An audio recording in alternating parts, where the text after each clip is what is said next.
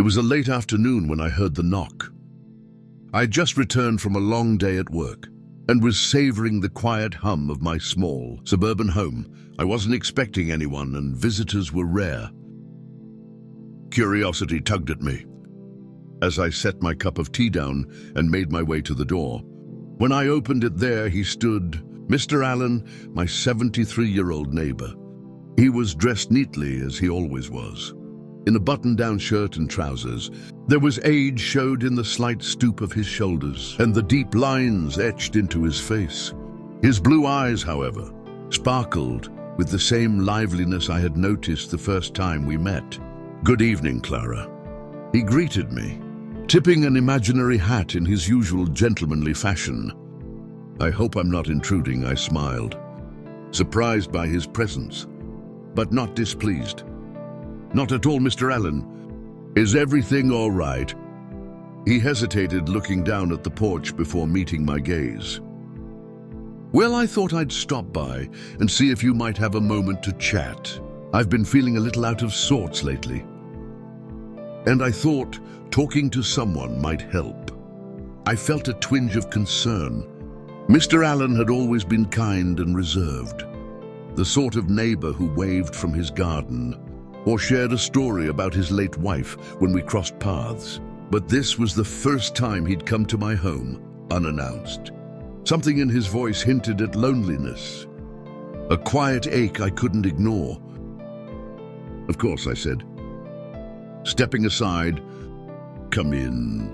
He entered cautiously, as if unsure whether he should, and I closed the door behind him. As he settled into the armchair by the window, I noticed the weirdness in his movements. He seemed smaller, somehow more vulnerable. "Would you like some tea?" I offered.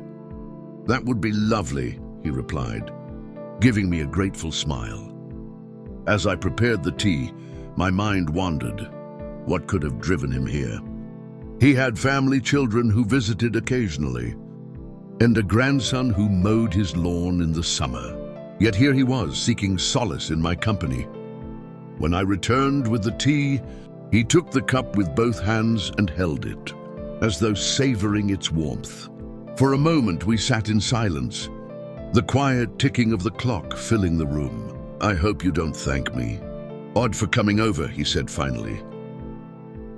"I've just been thinking a lot lately about life, about what's left of it."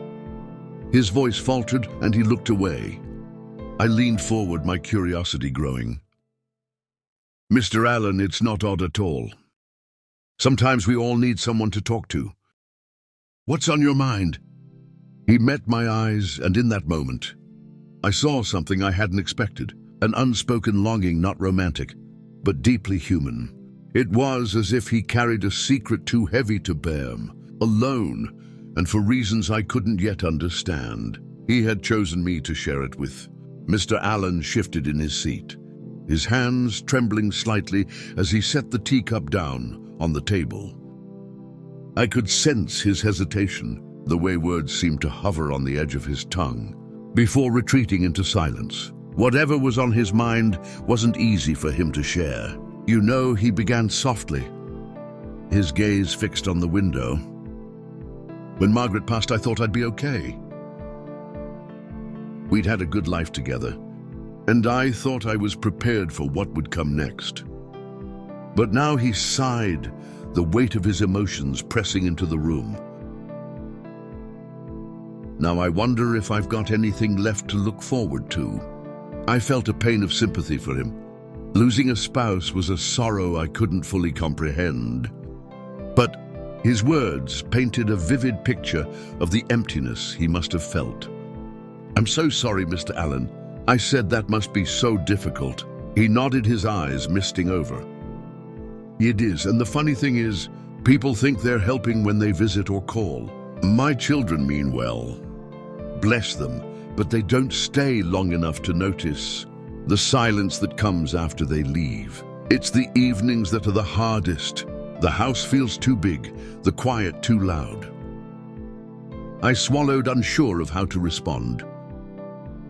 It wasn't just what he said, it was the way he looked at me, as if he were searching for something. connection perhaps, or just a listening ear. I felt an unspoken responsibility to offer him that, though it made me uneasy. "Do you ever get lonely, Clara?" he asked suddenly, his question catching me off guard. I hesitated sometimes, I admitted. "But I try to stay busy. Work keeps me distracted." He nodded slowly, as though he understood more than I'd said. "Distraction helps," he agreed. "But it's not the same as having someone who truly sees you, who knows you." His words hung in the air, heavy with meaning. I could feel the direction the conversation was taking. And while it wasn't inappropriate, it was undeniably personal. There was something vulnerable about the way he spoke, something that made me want to keep listening, even as my instincts urged caution. "You're a kind soul, Clara," he said after a moment. "I've seen the way you treat people with patience and care. It's rare, you know, to find someone who still takes the time." His compliment caught me off guard. "Thank you, Mr. Allen. That means a lot." He smiled faintly, but it didn't reach his eyes. "I suppose that's why I came here tonight. I needed to talk to someone who would understand, who wouldn't see me as just an old man with nothing left to offer. I wanted to reassure him, to tell him he had plenty to offer. But I wasn't sure how to say it without sounding hollow. Instead, I reached out and touched his hand lightly. A gesture of comfort that seemed to surprise him. For a brief moment, our eyes met, and I felt a strange connection pass between us. A moment of shared understanding, fleeting but profound. Mr. Allen looked down at my hand, resting on his. His eyes softened, and for the first time since he had arrived, I saw a faint glimmer of peace in his expression. He didn't move or speak, as though afraid that any sudden action might shatter the moment. "You remind me of Margaret," he said finally, his voice barely above a whisper.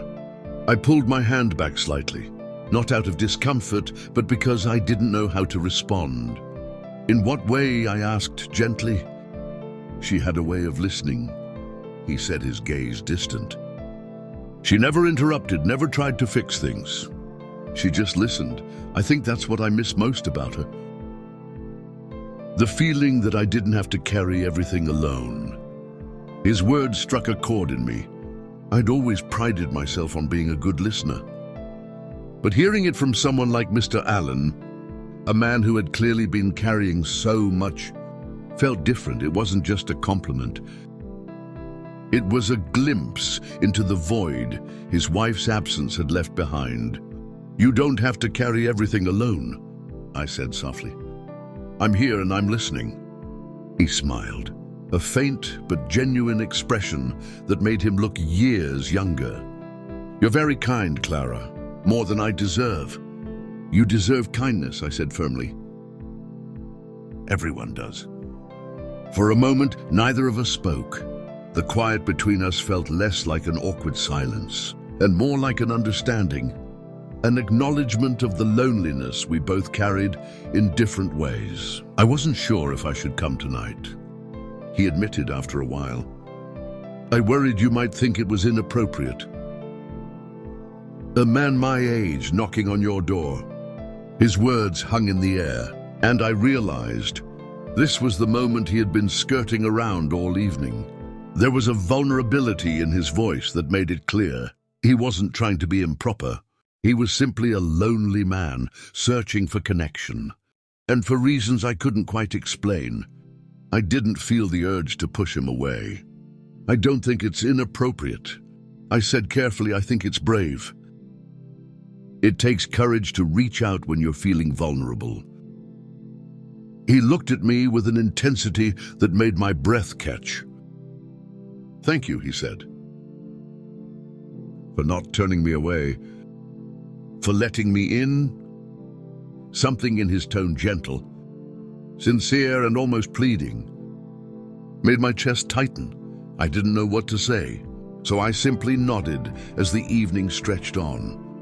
We continued to talk. He told me stories about Margaret, about the life they had built together, and about the dreams they had shared.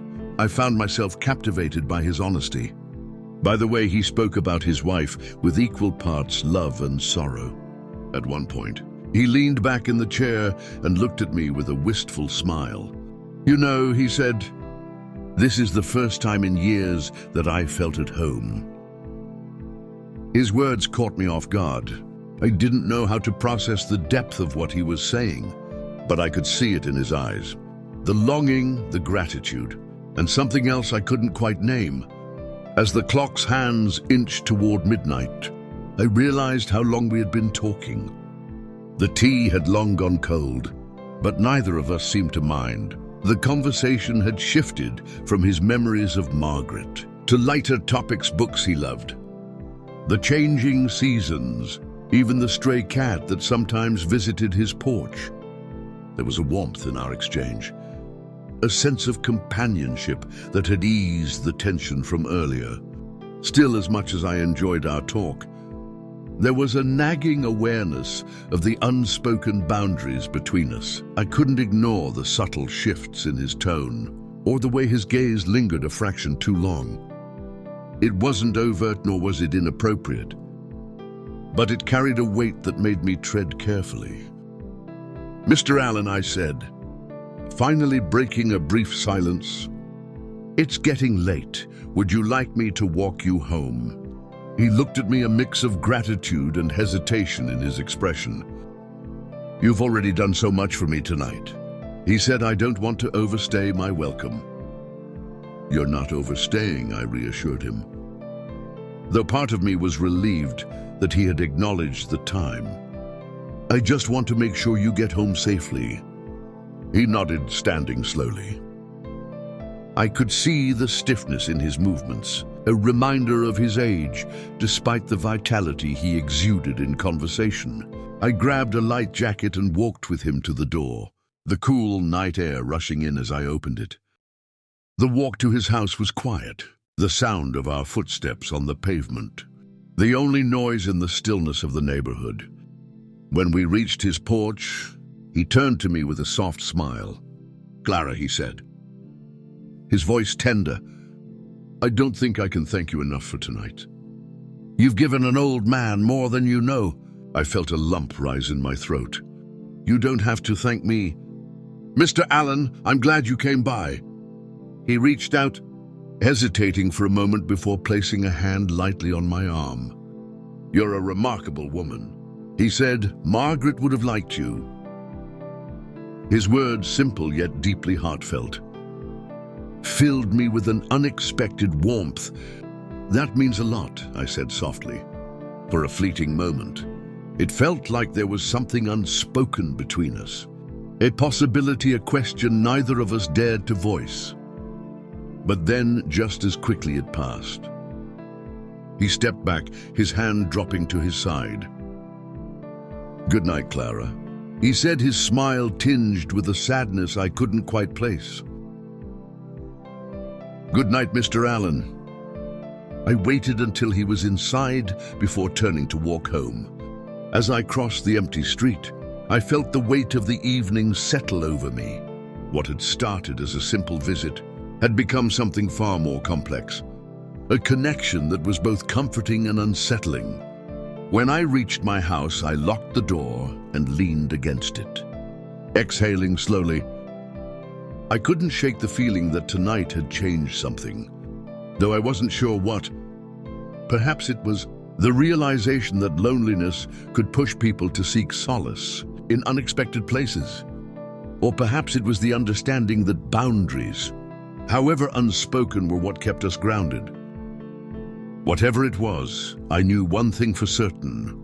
Mr. Allen had needed someone to let him in, and for reasons I couldn't fully explain, I had been that person.